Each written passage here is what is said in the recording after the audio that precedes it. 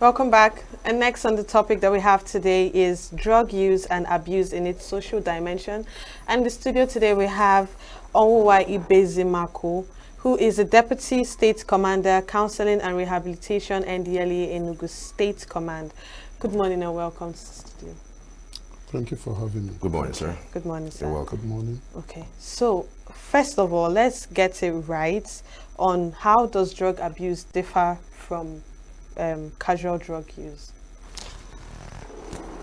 Yes, thank you very much.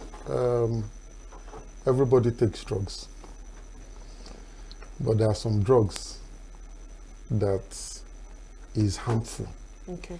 Even when you take drugs like Panadol, paracetamol, Panadol Extra, if you take these drugs outside the normal dosage, it's drug abuse.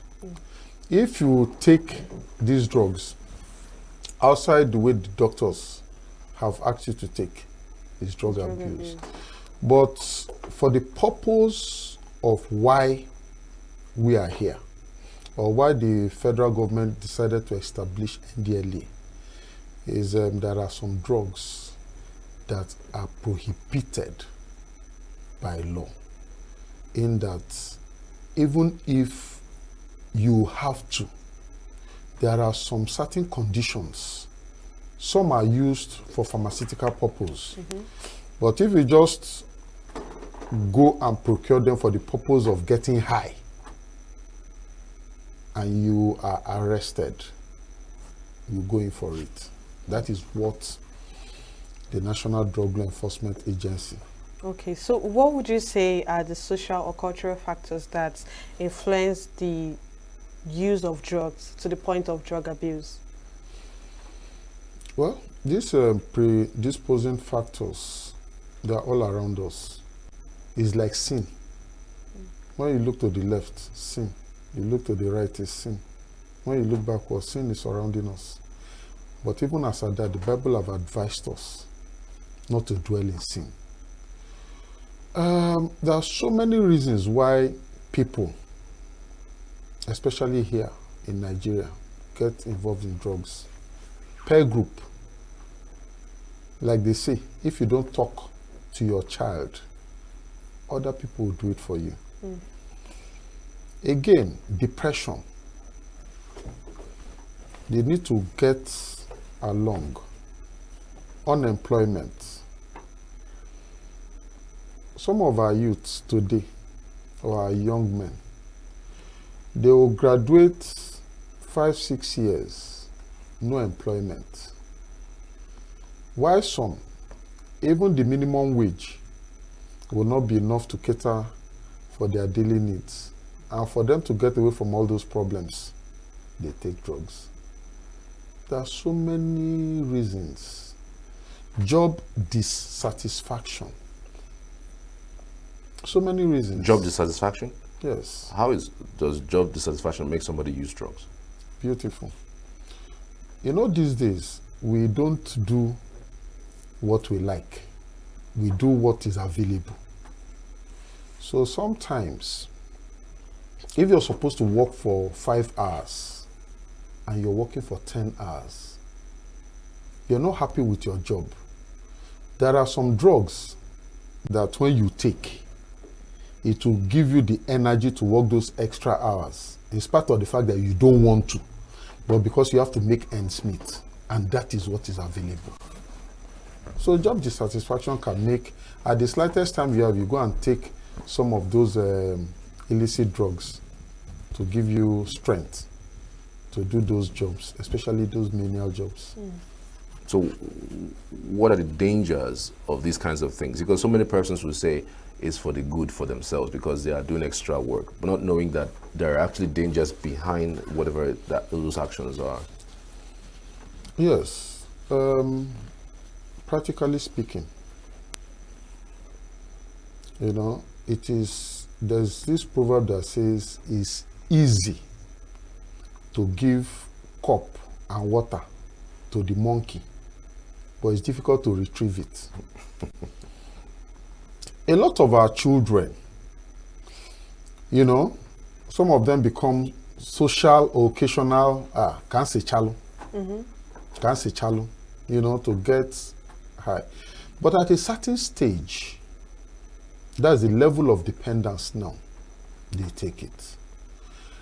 And those of us that are conversant with trending and happenings, Whitney Houston, she died of drug overuse. The daughter, Bobby, died in her bathtub. Emmy Weinstein, is it Wine? She died of drug overuse. These are celebrities that are supposed to be role models. Here, we have been witnessing a couple of suicides, depression, drugs, and when it becomes too much, you see the person taking the unusual bow. So let me end it all. It's a problem, and it's here with us.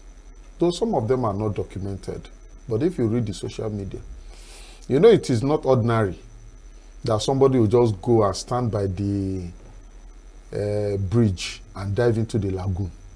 It's not. It's not, it's abnormal. While some, when they take the drugs will just tell them to act in a certain way. And by the time it gets to that level, it is difficult to retreat. It's scary. Your organization has been doing a lot of raiding lately. What I mean raiding, you know, capturing of people. There's virtually no week that passes. You won't hear whether you're NDLA in Lagos, in Abuja, in the East, you know, the numbers have been going up. And sometimes these drugs are caught in different pallets, in different forms. Some at the airport, some on the roads. It does look to me like we are a hub of drugs. Like Nigeria is like one of the countries that use the highest number of drugs. I mean, if you are able to do these numbers, catch people, and this news go viral, you still go back and you still catch people. And it's not like, it looks like nothing is happening with advocacy as to the dangers of usage of drugs. Do you want me to answer you Yes. honestly? Drug is a global problem. If you see, one of the things Donald Trump has done is, in fact, even that his first tenure, he had been advocating for a wall to block US and Mexico. And I think he's enforcing those things. In fact, I think that was one of the first directives he gave, to block the entry and exit with Mexico. And you know, Mexico is sharing boundary with US, and most of the drugs that enter US is from that axis. Drug is a global problem, and every day we have youths. So I wouldn't want to say that it is a Nigerian problem. It's a global problem. But I will tell you for free what we have been doing. One of the mandates of our Honorable Chairman, Chief Executive, Brigadier General Buba Marwa, he brought out a 5-year developmental plan. One, to restrict drugs in circulation. Because if, and by creating this awareness and advocacy, like some of us, we have been from the side of operations and we're withdrawn. Now we're like the provider preachers. We preach to people. Within this period, we have spoken to not less than 47,000 people in Enugu. Yes, we have carried out over 107 sensitizations, ranging from schools, motor parks, public places, in fact, churches.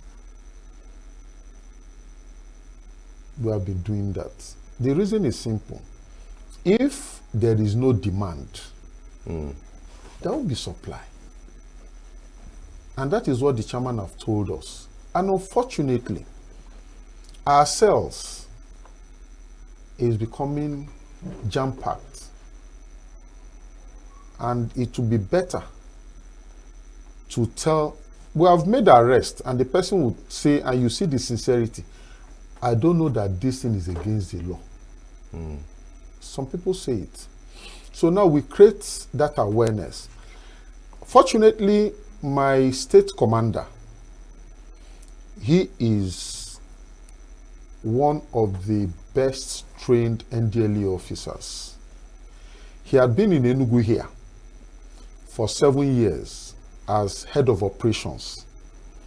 And because of his good works, the chairman sent him back after about 6 years to come and become the state commander. And he's passionately looking at Enugu as his primary constituency. Within 2 weeks, up to yesterday we were with the Commissioner for Local Government and Chieftaincy Affairs. Last week, we met with the PDP chairman. We have met with the Commissioner for Education. We have met with the Commissioner for Health, with the Permanent Secretary, Pharmacy, you know. We have also met with the Commissioner for Women and Children Affairs. We have met with the First Lady. We have been partnering with her NGO, is it Costos, to advocate, especially for the girl child. The statistics we have in Enugu is that over 400 persons, including youths, are actively involved in drugs. Over 400,000. 400,000. 400,000. Not 400. I thought it's a mention of 400. 400,000 youths in Enugu actively engaged in drugs. And what's more, the statistics equally shows that 1 out of every drug user is female in Enugu State. 1 out of every 1 4. out of, we got this, verified it, and confirmed it. 1 out of every 4 drug user is female in Enugu State. So that is the reason when I was called to come and take part in this program, my commander sat with me for over 30 minutes getting these details. And he has asked me to make sure I tell the people of Enugu State. We have met with the governor. We know his busy schedule. He has promised a couple of things. Even the chairman have asked us that the State Drug Abuse Control Committee should trickle down to local government drug abuse control committees.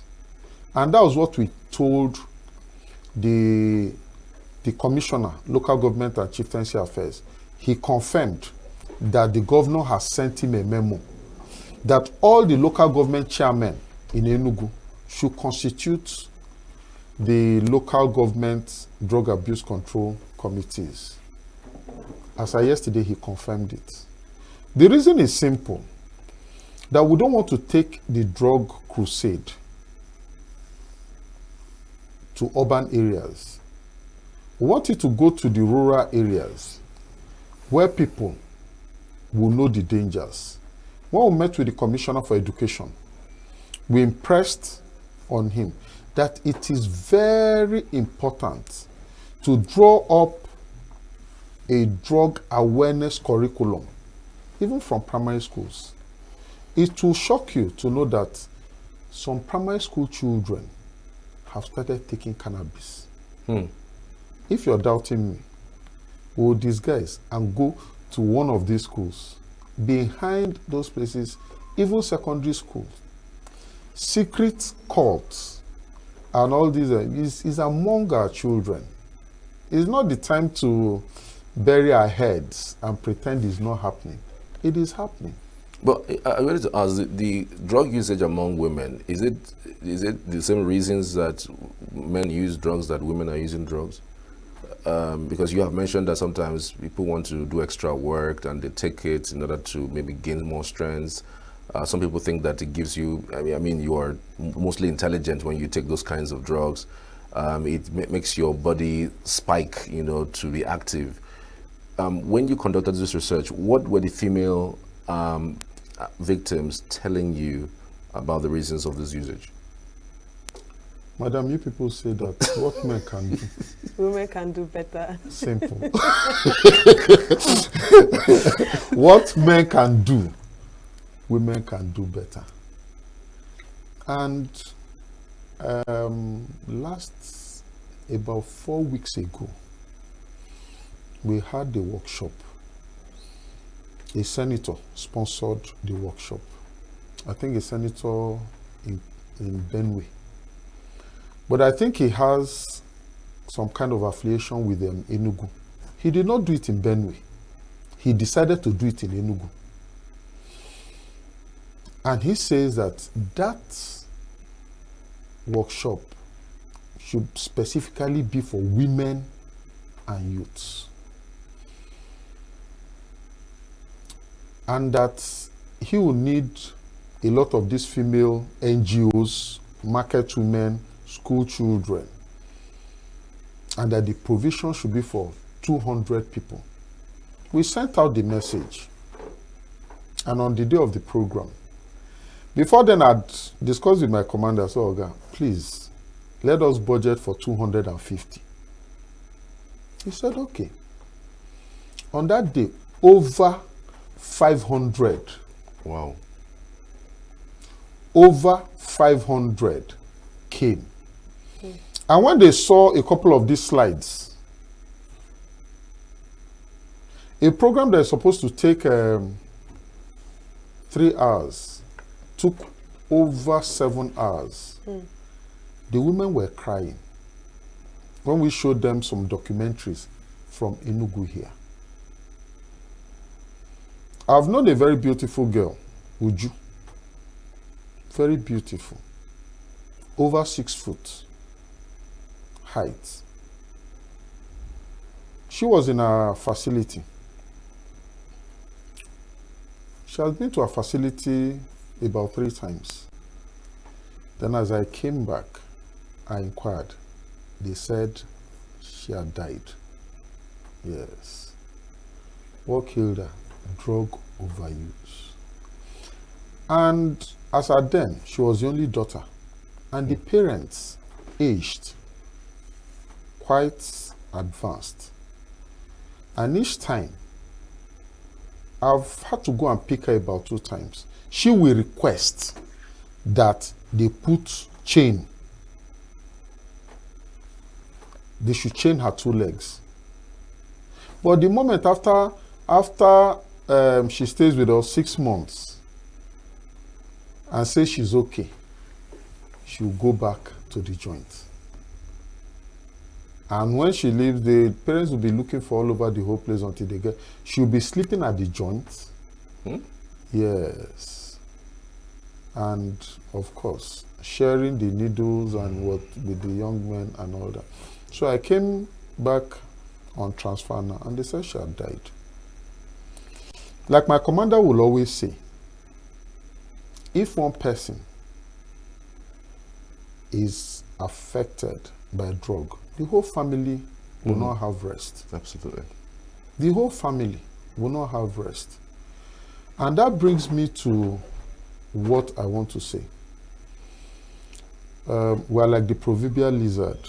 You know, say lizard from up, fall for ground, look left, look right. He see say nobody answer him. He just nod. He say, I try. We have really tried. We have had to convert one of our cells to a rehabilitation center. And that rehabilitation center takes a maximum of 20 persons. But as I talk with you now, over 25 persons we have had to squeeze in. Because there are some pathetic cases you hear. Even you, counselor with all the years of training, you will shed tears. Like the one of yesterday, the man retired. The wife retired. And this is the only son. And the man says he is hypertensive, that is closer to 70, and was looking at the son and says that he knows he's about to die. And that his death is because of what the young man is doing. I had to give way to tears. Because you're looking at the man very frail. And at that age, he should not be coming to look for rehabilitation. Another one, the only child, the only son, the guy is about 26. We were at the verge of admitting because we do comprehensive tests. Now discovered that the guy is HIV positive. We couldn't hold back. We had to tell the father. The father collapsed in my office. Because they shared those syringes. And you know, at that stage of euphoria, you're not exercising discretion. So we told him we don't treat HIV. We referred him to a hospital. The list is endless. I'd not really been in this unit, but today I'm really, because I see things that really bothers me. So what we're saying is well-meaning individuals, they should provide. We're not saying give us money. There's a space in our office. We have pleaded with senators. We have pleaded with senators from Enugu State. When they have problems, they will come. My constituency. One said, I will not even build in your facility. I will go and build in my constituency. We say fine and good. And it's for an upward of over a year now. And immediately we rehabilitated the young man. If you call him, he will not pick his phone again till this moment. So what is needed by the NDLEA regarding this, especially as it concerns, I know the numbers can even be more with Southeast and Nigeria as the case may be, but our constituency is actually Enugu. What is needed right now in order to be able to mitigate this drug usage? We cannot do it alone. We are calling on concerned Enugu people to help us expand the facility, because every day, not less than 3 persons. We even get calls from Abia State, Imo State, Rivers, that they have heard of the good job we're doing in Enugu, because it's an all-inclusive package. They have we have a psychiatric consultant that come 2 times in a month. The NDLEA have recruited doctors and nurses that see them. We engage psychologists to pipe them up. We have a team of various preachers that come to do praise worship, counsel them, and of course, our own is a daily routine.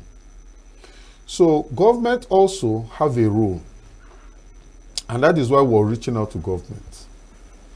And we want the governor to look at this issue as a critical issue in Enugu. Let him not treat it like one of those, because crime and drug are not strange bedfellows. They go hand in hand. They're like husband and wife. But I don't know which one is the husband now, which one is the wife. But if we say that there is no crime carried out without the use of drugs, then drug is the husband, while crime is the wife.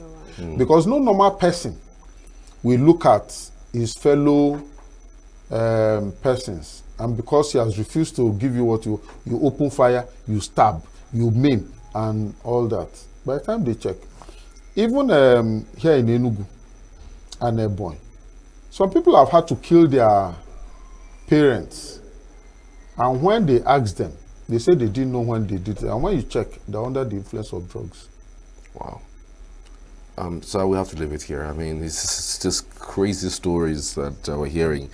I think we are going to invite you once again so that we can have more time with you, at least a full hour, to discuss the drug abuse and its attendant impacts, especially as it regards to Nigeria as a whole. I mean, congratulations on the work that you guys are doing. Thank you. Truly appreciate it. And we're also using the platform to call on well-meaning Nigerians, philanthropists around the country or even around the world to participate in helping, and lending a hand in what the NDLA is doing in Enugu State, so as to expand whatever it is that they're doing to be able to stem the tide. I mean, we're here now. We need to talk about how to manage what we already have as a crisis, and then try to also advocate for people who are not, using it, who are not there yet. We are hoping they don't get there, but also educate them, sponsor advocacy programs, and programs like this on TV and radio to tell people the dangers of engaging in drug abuse. I want to say a very big thank you to you, sir, for your time. Thank you for coming. Thank you, sir. Onwonwa Ibezimako. He is the Deputy States Commander, Counseling Rehabilitation, and the Enugu States Command. Thank you again for your time. We truly appreciate it. My pleasure. Thank you for having me.